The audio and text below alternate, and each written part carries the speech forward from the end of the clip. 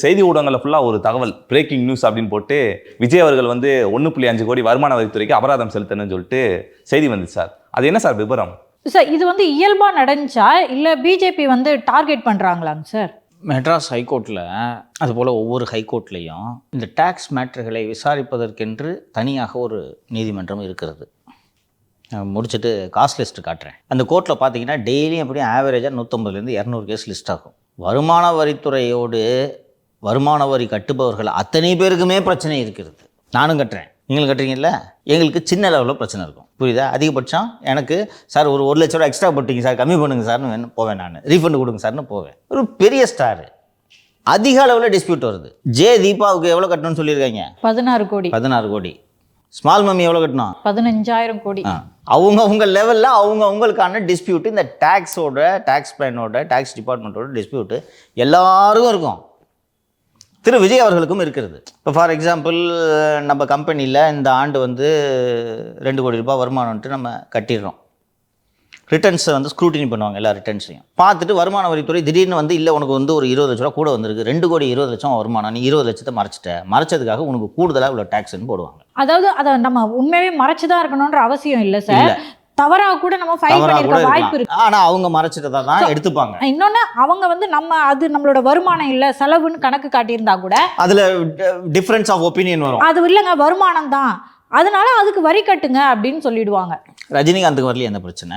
ரஜினிகாந்த் நான் இது என்னோட போயஸ் தோட்ட வீடு, இந்த போயஸ் தோட்ட வீடுக்குள்ளேயே ஒரு 1/4 கிரவுண்டு ஆபீஸு, அந்த ஆபீஸ்க்கு நான் அங்கே செலவு பண்ணிட்டு இருந்தேன், அதனால என்னோட வருமானத்தில் அதை கழிக்கணும் என்று ரஜினி கிளைம் பண்ணுறாரு.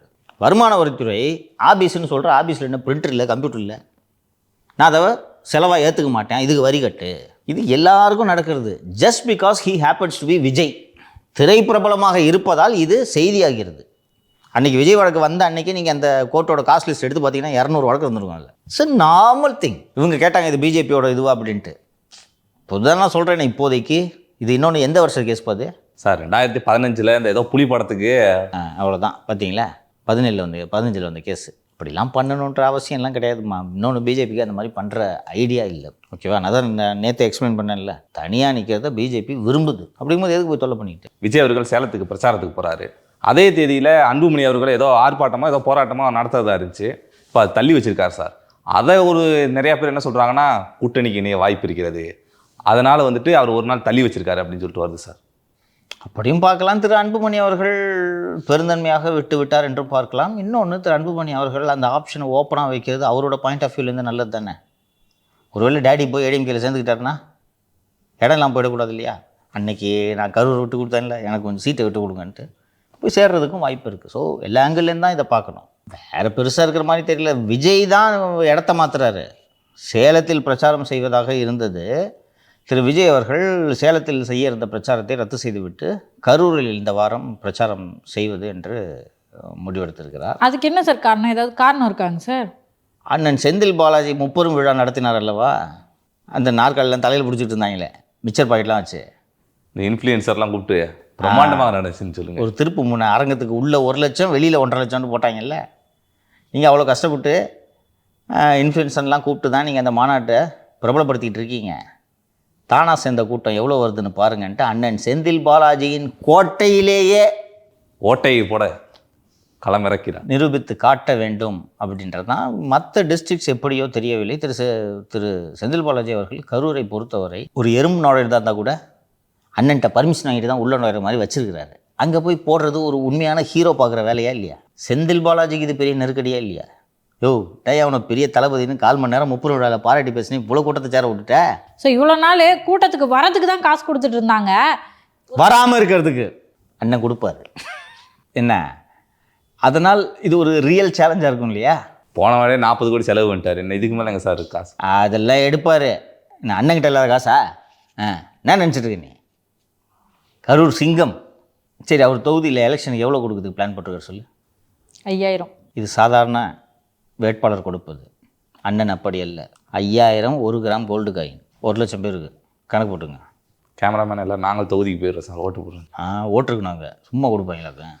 இவரை போன்ற தளபதியை நான் இதுவரை பார்த்ததில்லைன்னு சும்மா பேசுவாரா சிஎம்? கரூருக்கு எப்பனாலும் போக வேண்டியதானே, எதுக்கு சேலத்தை கேன்சல் பண்ணிட்டு கரூருக்கு போகிறாரு? இப்போ தானே முப்பெரும் விழா நடத்தி நீங்கள் உங்கள் கெத்தை காட்டினீங்க. நான் காட்டுறேன் எங்கள் கெத்தை. அப்போ தானே திமுகவுக்கு ஒரு சரியான சேலஞ்சாக இருக்கும். பசங்களும் இன்ஸ்டாகிராமில் ரீல்ஸ் எடுத்து போகிற கரெக்டாக இருக்கு. கடைசியாக நடந்த திமுக நிகழ்ச்சி எங்கே நடந்தது? கரூரில் தான். அப்போ அடுத்து கரூர்லேயே போய் பஞ்சாயத்து வைக்கிறது தானே கரெக்டாக இருக்கும். அதனால தான் கரூரை தேர்ந்தெடுத்து அங்கே அடுத்த பிரச்சாரத்தை வைக்கலாம் என்று சேலத்திற்கு பதிலாக கரூர் என்று விஜய் முடிவெடுத்திருப்பதாக நமக்கு அங்கிருந்து வரக்கூடிய தகவல்கள் கூறுகின்றன. இன்றைக்கி பெரிய பெரிய லீடர்ஸு ஸ்டால்வார்ட்ஸ்லாம் திமுகவில் இருந்தாங்க. அண்ணன் நேருவெல்லாம் உதாரணமாக சொல்லலாம். இன்றைக்கி அவங்களையெல்லாம் விஞ்சக்கூடிய ஒரு செயல் வீரராக நாமளே ஒத்துக்கலாம். யார்? திரு செந்தில் பாலாஜி. அந்த ஏரியாலே போய் நீங்கள் வித்த காட்டுறது தானே சிறப்பாக இருக்கும். உதாரணத்துக்கு இப்போ நீங்கள் விழுப்புரத்தில் போயிட்டு நீங்கள் இதை போடுறீங்கன்னு வச்சுக்கிங்களேன், பாவம் அவர் பதவியெல்லாம் போய் பொன்முடி சோகமாக இருக்கார் இல்லையா? வேறு மாவட்டங்களில் அண்ணன் சிவசங்கர் எடுத்துக்கலாம்.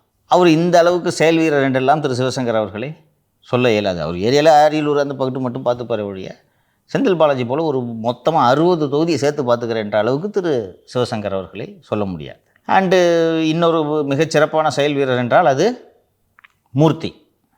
அவர் ஏரியாவில் கெத்து காமிச்சிட்டு வந்தாச்சு மதுரையில். அங்கே தானே இந்த கிரீஸ்லாம் தடவை வந்து. ஸோ அடுத்தது இங்கே செய்வேன். இன்னொரு சிறந்த செயல் வீரர் நேரு. சேகர் வர்றாரியா மெட்ராஸ்லாம் லாஸ்ட்டு எங்கே போக போகிறார் சேகர் பாபு? அவர் நல்ல செயல் வீரர். உண்மையிலே செயல் வீரர், நான் ஒத்துக்கிறேன். உண்மையிலே செயல் வீரர். யாராவது இந்த மாதிரி ஒரு முதல்வருக்கு டான்ஸ் போட்டு காட்டணும்னு யாருக்காவது தோணுச்சையா? எப்படி குஷியானார் பார்த்தி அவர். துரைமுருகன் என்ன சார் பண்ணுவார்?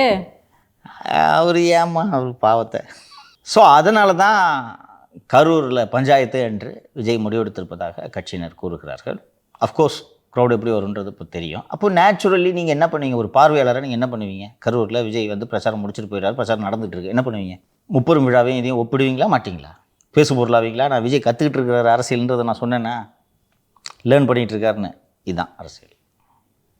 இப்போ இம்மிடியட்டாக எல்லாரும் செய்யக்கூடியது என்ன? முப்பெரும் விழா கூட்டம், விஜய்க்கு கூட்டம் கம்பேர் பண்ணவங்கள மாட்டாங்களா? ஸ்பீச் எது வெயிட்டாக இருக்குமா? இருக்கும். நாளுக்கு நாள் இம்ப்ரூவ் பண்ணிகிட்டு இருக்காருல்ல. மதுரையில் பேசுனதுக்கும் திருச்சியில் பேசுனதுக்கும் நாகப்பட்டினத்தில் பேசுனது பெட்டராக இருந்துச்சா? இன்னும் பெட்டராக இருக்குன்னு எதிர்பார்க்கலாம். சார் திமுக வந்து ஒரு கன்ஃபியூஷனில் இருக்காங்க. விஜய் எதிர்க்கணுமா எதிர்க்க வேணாமா அப்படின்ற ஒரு கன்ஃபியூஷனில் இருக்காங்க. இதுக்கு நடுவில் வந்து திரு கரு பழனியப்பன் பேசும்போது விஜய் வந்து நீங்கள் யாரும் விமர்சனம் பண்ணாதீங்க, ஏன்னா எப்படி கமல்ஹாசன் வந்து நம்மளுக்கு எதிராக நின்னார், தோற்று போயிட்டார், நம்ம தான் ராஜ்யசபா சீட்டு கொடுத்து வச்சுருக்கோம், அதை மாதிரி திரு விஜய் அவர்களும் இங்கே தான் வந்து சேர போகிறாரு அப்படின்னு பேசுகிறாரு. எல்லாம் சரிதான்.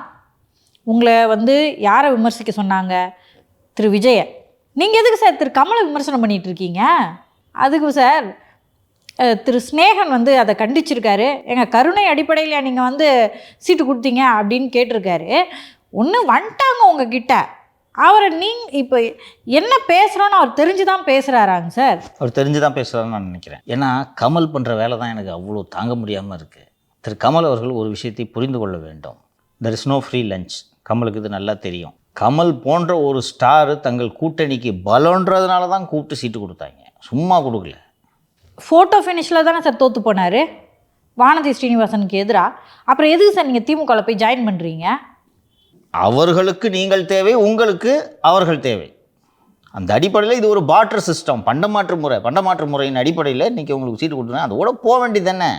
முந்தா நாள் என்னமோ ஏர்போர்ட்லேருந்து வரும்போது எனக்கும் திமுகவுக்குமான உறவு அதையும் தாண்டி புனிதமானதுன்றது. எதுக்கு இப்படிலாம் உங்களை உருட்டிகிட்டு இருக்கிறீங்க? உங்களுக்கு யார் இவ்வளோ பேச சொன்னது? அதாவது கமல் வந்து எனக்கு கிடைக்கவே கிடைக்காதுன்னு நினச்ச ஒரு விஷயத்தை எனக்கு கொடுத்துட்டீங்களேன்னு நெகிழ்ந்து போகிறாரு. அப்படியே போய் அவுட் ஆஃப் தி வே போய் பண்ணிட்டு இருக்காரு. நான் கூட கட்சி ஆரம்பிச்சப்ப அப்படியே லைட் அவுட் இந்த டிவியை உடைச்சாரா, ஏதோ பெரிய அரசியலில் பெரிய தாக்கத்தை ஏற்படுத்துவார்னு பார்த்தா இப்படி போய் உட்காந்து. அப்புறம் அன்னைக்கு சொல்கிறாரு, என் கட்சியில் இப்போது 2 நாளைக்கு முன்னாடி என் கட்சியில் சேர்றவங்க எம்எல்ஏ சீட்டு கிடைக்கும்ட்டு எதிர்பார்த்து வரக்கூடாதுன்னா அப்போ என்ன மூஞ்ச பார்க்கறதுக்கு வர்றாங்க? அதுதான் தேட்டர்லேயே பார்க்குறாங்கல்ல. எம்எல்ஏ சீட்டு கேட்காம அப்படின்னா என்னென்னா, எனக்கே திமுக எம்எல்ஏ சீட்டு கொடுக்குறதா ஐடியா இல்லை. இவர் எம்பி ஆகிட்டார்ல, உனக்கு எம்எல்ஏ சீட்டு வாங்கி தந்துடுவேன்னு நீங்கள் நினைக்காதீங்க. அப்போ ஸ்னேகனுக்கு எம்எல்ஏ ஆகிறதுக்குலாம் வாய்ப்பு இல்லையா? அவருக்கு எது பிக் பாஸோடு முடிஞ்சவருக்கு அதுவே அதிகம். ஏதோ கட்சியில் ஒரு போஸ்டிங் கொடுத்து வச்சுருக்காங்களேன்னு சந்தோஷப்பட்டுக்கிட்டு போக வேண்டியதான். அப்படி தான் விமர்சனம் பண்ணுவாங்க. நீங்கள் உங்களை நிலையை தாழ்த்தி கொண்டீர்கள் என்றால் உங்களை அப்படி தான் பயன்படுத்துவார்கள். இன்றைக்கி இலக்கரமாக பேசுகிறாங்களா? ஒரு கொஞ்சம் இன்னொரு ஆங்கிளில் திங்க் பண்ணி பாருங்கள். நீங்கள் எம்பி சீட்டு கொடுத்துருப்பாங்களா இல்லையான்றது தெர் இஸ் நோ கேரண்டி. ஒரு சீட்டோ 2 சீட்டோ அதிமுக ஒரு சீட்டு கொடுத்துருப்பாங்கன்னு வச்சுக்கோங்க. அதிமுகவில் 24 வந்து அதிமுக கூட்டணிக்கு போயிருந்தாருன்னா இன்றைக்கி கமல் வேணும்னு இன்றைக்கி உங்கள்கிட்ட கெஞ்சுவாங்களா? சீட்டே இல்லாமல் சும்மாங்காட்டியும் 24 நீங்கள் ஆதரவு கொடுத்தீங்களா? எதுக்குன்னா உங்களுக்கு ராஜ்யசபா வேணுன்றதுக்காக இல்லையா? அப்போ நீங்கள் உங்களை சுற்றி தான் உலகத்தையே பார்க்குறீங்கன்னும் போது இதெல்லாம் அவருக்கு வேணும். விடுங்க. சொல்லி காட்டுறது ரொம்ப தப்பு இல்லை சார்? திமுகவோட புத்தியே அப்படிப்பட்ட புத்திமா. தூய்மை பணியாளர்கள் ஏற்கனவே டீ குடித்தாங்க, பிரியாணி சாப்பிட்டாங்க. இதுதான் திமுக புத்தி, தெரியுதுங்களா? அப்படி தான் பண்ணுவாங்க. எனக்கு இதில் ஒன்றும் அதான் கருணாநிதி மாட்டி கொடுத்தாருங்க. எனக்கு இது ஒன்றும் வியப்பாகவே தெரியல சார். அது கூட பரவாயில்ல சார். அதுக்கப்புறமா வந்து நான் கலைஞர் அவர்கள் பேசினதை கேட்டேன் சார். மேடையிலே வந்து இந்த மாதிரி நான் காமராஜருக்கு ஏசி மாட்டி விட்டேன், அதனால காங்கிரஸ் தொண்டர்கள் நன்றி உணர்வோடு இருக்கணும்னு திரு கருணாநிதி பேசுகிறாரு சார். எங்கள் திருக்கோவிலேருந்து ஒரு உண்டியில் எடுத்துன்னு வந்த காசை வச்சு ஏசி மாட்டி கொடுத்தாரா? புத்தியை பார்த்தீங்களா? கவர்மெண்ட் காசில் எடுத்து செய்கிறத. இதான் அவங்க டிஎன்ஏ.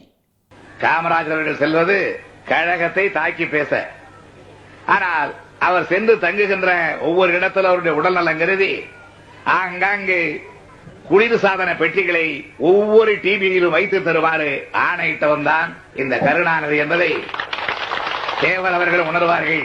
அதனால தான் சார் நான் வந்து ஆல்ரெடி சொல்லிக்கிட்டே இருப்பேன், திமுகவை பொறுத்த வரைக்கும் கமலுக்கு ஒரு விலை இருக்குது, ரஜினிக்கு ஒரு விலை இருக்குது. அதனால வந்து திரு விஜய் அவர்கள் கேர்ஃபுல்லாக இருக்கணும், சரியான ஸ்ட்ராட்டஜியை வகுக்கணும், மக்களுக்காகவும் நல்ல முடிவு எடுக்கணும், அவருக்காகவும் அவர் நல்ல முடிவு எடுக்கணும் அப்படின்னு சொல்லிட்டு. காலம் போக போக தானா இதெல்லாம் அமையும் மாலதி. ரொம்ப அழட்டிக்காதீங்க. இல்லை சார், கமல் அளவுக்கு அவர் இறங்க மாட்டார்ன்றதை நான் நம்புகிறேன். கமல் வேற இவர் வேறமா, ரெண்டையும் ஒப்பிடுவதே தவறுமா. அவர் ஒப்பிடுறாருல. கமல் கெரியர் முடிஞ்சப்போ வந்த ஒரு அரசியல்வாதிமா. அதுவும் வந்து ஜெயலலிதாவும் கருணாநிதி இல்லைன்னு தெரிஞ்ச உடனே வந்தாருமா. இவரும் 2 பேரும் இல்லாதப்ப தான் வர்றாரு. பட் கெரியரோட உச்சத்திலேருந்து அரசியலுக்கு வருபவரையும் கெரியரில் இருந்துக்கிட்டே பொழுதுபோக்குக்கு அரசியல் செய்பவரையும் நீங்கள் ஒப்பிடுவது சரியான ஒப்பீடாகவே இருக்காது அல்லவா? திரு கமல் என்ன சினிமா விட்டாரா? எனக்கு சினிமா தான் முக்கியன்றது இன்றைக்கும் சொல்லிகிட்டு இருக்காரு. அவர் சினிமாவே விட்டுட்டு முழு நேரம் அரசியல்வாதியாக வந்திருக்காருல. 2 பேரும் எப்படி ஒப்பிடுவீங்க? ரெட் ஜெயண்டோட துட்டும் வேணும், ராஜ்யசபா எம்பியும் வேணும். அதனால் 2 பேரும் ஒப்பிடுவது ஒரு தவறான ஒப்பீடு. ஆனால் கமல் அவர்கள் இதை புரிந்து கொள்ள வேண்டும். அவங்க புத்தி இப்படி தான்.